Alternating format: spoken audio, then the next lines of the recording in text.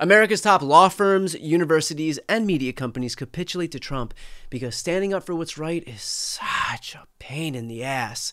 This is just another day.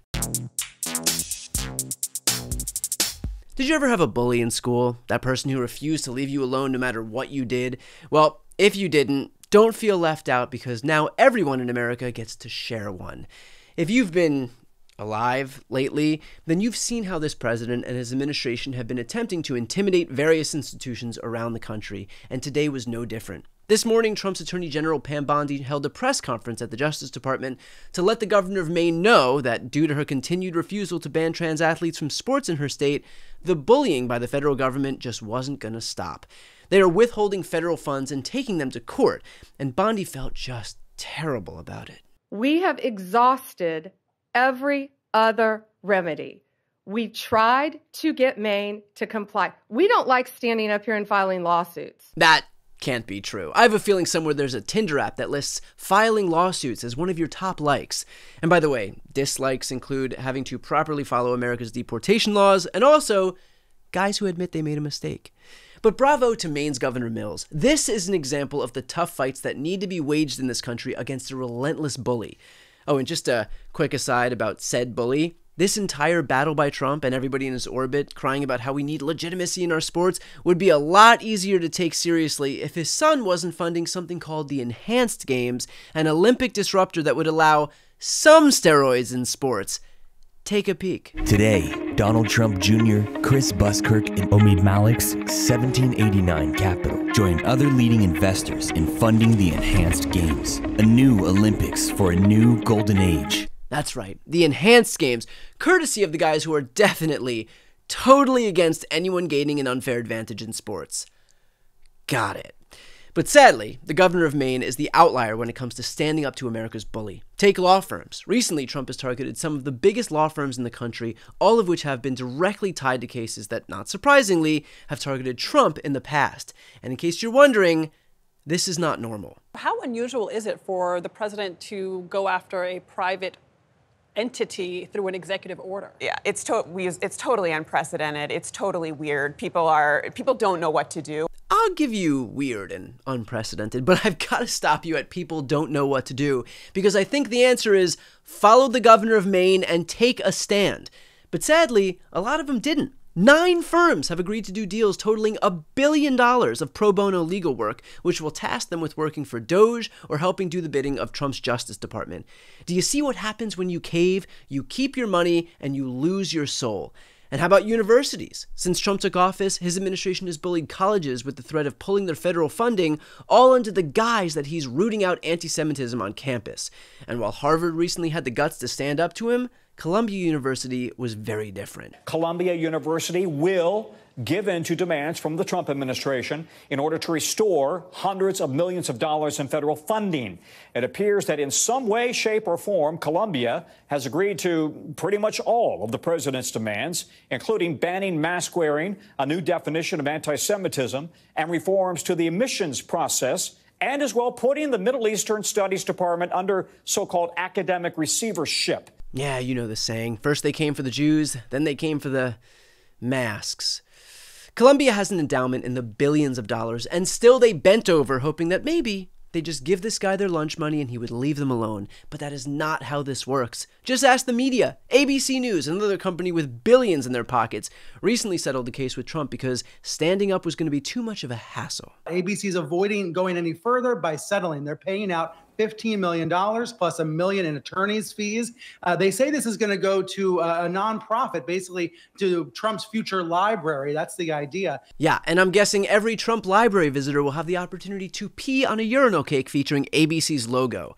Intimidating the media is authoritarianism 101. Take CBS. Currently, Trump is suing CBS for $10 billion, a Dr. Evil amount of money, because of what he claims is some shady editing from a 60 Minutes piece from before the election.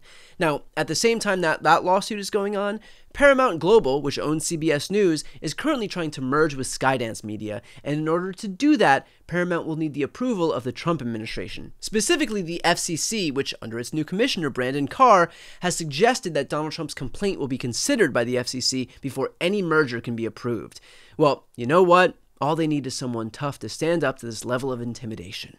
Enter Sherry Redstone, the owner of Paramount, who stands to make about $8 billion if this deal goes through. Said one CBS News employee to me about this, quote, "Everyone expects Sherry settles with Donald Trump." Everyone expects Redstone to settle, and yet Trump is still not taking his foot off their neck. He called CBS, quote, "out of control," and he suggested they pay a big price. Quote, "They should lose their license," he said. Hopefully the federal chairman, Brendan Carr, will impose the maximum fines and punishment, which is substantial for their unlawful and illegal behavior. Bullies do not back off unless people stand up to them. And it doesn't always take a billion-dollar company. Sometimes you just need a backbone. President-elect Donald Trump has sued the Des Moines Register over a pre-election poll that had him trailing Vice President Kamala Harris in Iowa. The lawsuit accuses the outlet and pollster Ann Selzer of election interference. Trump ultimately won Iowa by 13 points. A spokesperson for the Des Moines Register said, quote, "We have acknowledged that the poll did not reflect the ultimate margin of President Trump's Election Day victory. We stand by our reporting on the matter and believe this lawsuit is without merit." So, the Des Moines Register, the news outlet whose city's biggest export seems to be spikes in politicians' cholesterol, has the balls to fight back. And if you think Trump's tactics are reserved for states, law firms, universities, and corporations he doesn't like, well, today, an American citizen found out that he can get bullied too. A real estate attorney, an American citizen returning from Canada, says that he was detained without explanation. After nearly 5 hours, Atala says he and his wife were released. They are now pursuing legal action. I really thought things would change after this administration when we had Mr. Trump in office. Things would change to the better. Things actually changed to the worse. And look, I don't want to be presumptuous about who someone voted for, but if Bashir thought that things were going to get better under Trump, I'd wager to guess that he didn't vote for the other candidate. And I bring that up only to reinforce the notion that no one is safe when it comes to Trump's policies.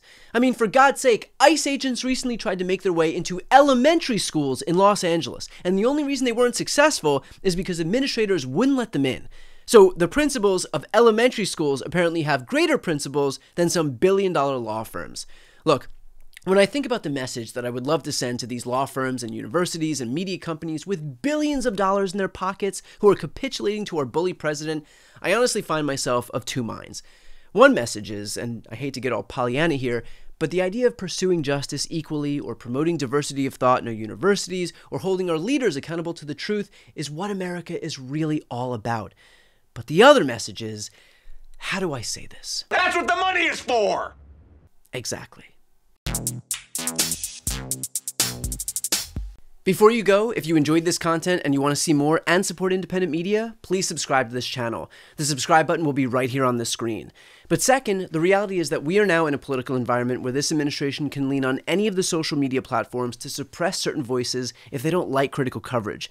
That means my longevity here is in the hands of a few tech billionaires who are already making it clear that they are willing to cater to this administration.